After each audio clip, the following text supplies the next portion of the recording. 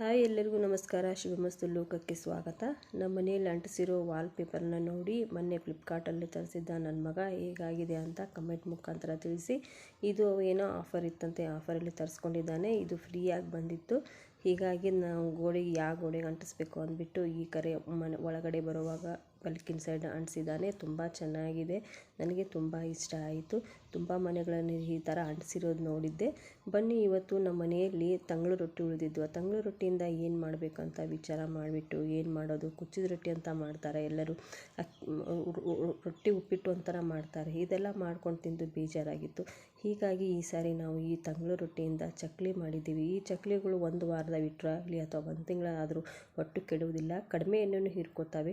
ಈ ಚಕ್ಲಿನ ಯಾವ ರೀತಿ ಮಾಡಿದ್ದೇನೆ ಅಂತ ನೋಡೋಣ ಬನ್ನಿ. ಮೊದಲು ಈ ರೊಟ್ಟಿಗಳನ್ನ ನಾನು ಮುರ್ಕೊಂಡ್ಬಿಟ್ಟು ಮಿಕ್ಸಿ ಜಾರಿಗೆ ಹಾಕ್ಕೊಂಡು ಚೆನ್ನಾಗಿ ಪೌಡ್ರ್ ಮಾಡಿಕೊಂಡೆ.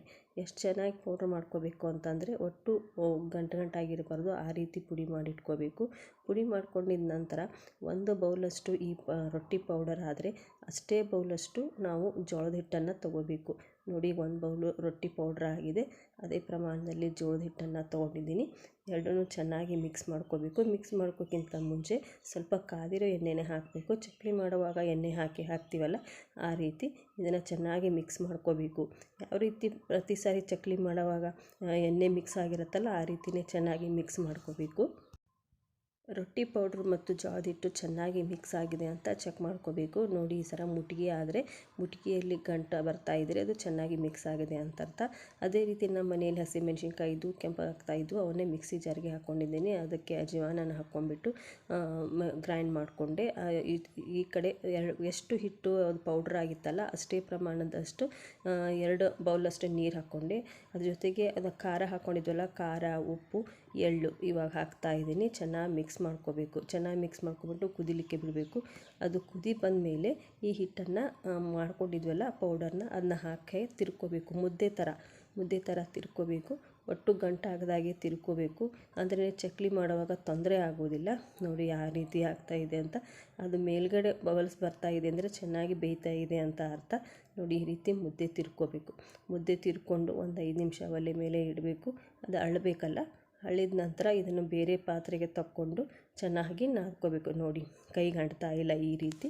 ಇವಾಗ ಒಂದು ಪಾತ್ರೆಯಲ್ಲಿ ತಗೊಂಡ್ಬಿಟ್ಟು ಚೆನ್ನಾಗಿ ನಾದ್ಕೊಳ್ಳೋಣ ಹದ ಬರೋವರೆಗೂ. ಎಷ್ಟು ಬಿಸಿ ಇದೆ ನೋಡಿ. ಇದನ್ನು ಸ್ವಲ್ಪ ಆರಕ್ಕೆ ಬಿಟ್ಟು ಚೆನ್ನಾಗಿ ನಿಮಗೆ ಅನುಕೂಲ ಆಗುವ ಹಾಗೆ ನಾದ್ಕೋಬೇಕು. ಸುಡುತ್ತಿದ್ದಾಗ ಕೈಗೆ ಸ್ವಲ್ಪ ತೊಂದರೆ ಆಗುತ್ತೆ. ಹೀಗಾಗಿ ನೋಡಿ, ಈ ರೀತಿ ನಾದ್ಕೊಂಡು ಇಟ್ಕೋಬೇಕು. ನೋಡಿ, ನಾದ್ಕೊಂಡಿದ್ದೀನಿ. ಇವಾಗ ಚಕ್ಲಿ ಒತ್ತಳಲ್ಲಿ ಅದು ಎಷ್ಟು ಹಿಡಿಯುತ್ತೆ ಅಷ್ಟನ್ನು ನೋಡಿಕೊಂಡು ಇವಾಗ ಚಕ್ಲಿ ಒತ್ತಳಿನಿಂದಲೇ ತಿರ್ಕೋಬೇಕು. ನೋಡಿ, ಇವಾಗ ಇದನ್ನು ಒಂದು ಪ್ಲೇಟ್ನಲ್ಲಿ ತಿರ್ಕೊಳ್ಳೋಣ. ಇಲ್ಲಿ ಒಂದು ಸ್ವಲ್ಪ ಎಣ್ಣೆ ಆದರೂ ಹಚ್ಬೋದು ಪ್ಲೇಟಿಗೆ. ನಾನು ಯಾವುದೇ ಎಣ್ಣೆ ಹಚ್ಚಿಲ್ಲ. ಕೆಲವು ಜನ ಎಣ್ಣೆ ಹಚ್ತಾರೆ, ನಾನು ಹಾಗೆ ಒತ್ತುತ್ತಾ ಇದ್ದೀನಿ. ನೋಡಿ, ಇದು ನಾನು ಡಿ-ಮಾರ್ಟಲ್ಲಿ ತಂದಿರುವಂಥ ಚಕ್ಲಿ ಒತ್ತಳ ಅಂತ ಹೇಳ್ಬೋದು. ಫಸ್ಟ್ ಸಾರಿ ಬಳಸ್ತಾ ಇದ್ದೀನಿ.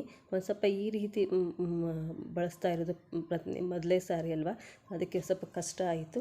ಆಮೇಲೆ ರೂಢಿ ಆಯಿತು ಮೊದಲೇ ಸಾರಿನ ಮಾಡಿದ ನಂತರ. ನೋಡಿ, ಈ ರೀತಿ ಹಾಕ್ಕೊಂಡು ಕಾದಿರೋ ಎಣ್ಣೆಯಲ್ಲಿ ಇವನ್ನ ಹಾಕಿ ಕೆಂಪಗಾಗಿವೆ ಕರಿಬೇಕು. ಬೇಗನೆ ಕರಿದು ಮೇಲ್ಗಡೆ ಬರ್ತವೆ.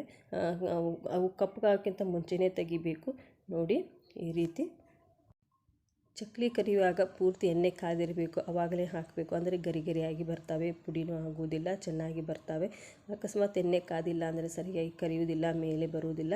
ನೋಡಿ, ಚಕ್ಲಿಗಳು ತಯಾರಾದವು. ಇವಾಗ ನೋಡಿ, ನೀವು ಈ ರೀತಿ ಮನೆಯಲ್ಲಿ ಮಾಡಿದರೆ ನಮಗೆ ಕಮೆಂಟ್ ಮುಖಾಂತರ ತಿಳಿಸಿ. ರೊಟ್ಟಿಯಲ್ಲಿ ನೀವೇನೇನು ಮಾಡ್ತೀರಾ ಅನ್ನೋದನ್ನು ನಮಗೆ ತಿಳಿಸಿ, ನಾವು ಅವನ್ನ ಮಾಡಿ ತೋರಿಸ್ತೀವಿ. ನೋಡಿ, ಚಕ್ಲಿಗಳು ರೆಡಿ ಆಗಿದ್ದಾವೆ. ಇನ್ನು 1 ವಾರ ಅಥವಾ 1 ತಿಂಗಳವರೆಗೆ ಇಟ್ಟು ತಿನ್ಬೋದು.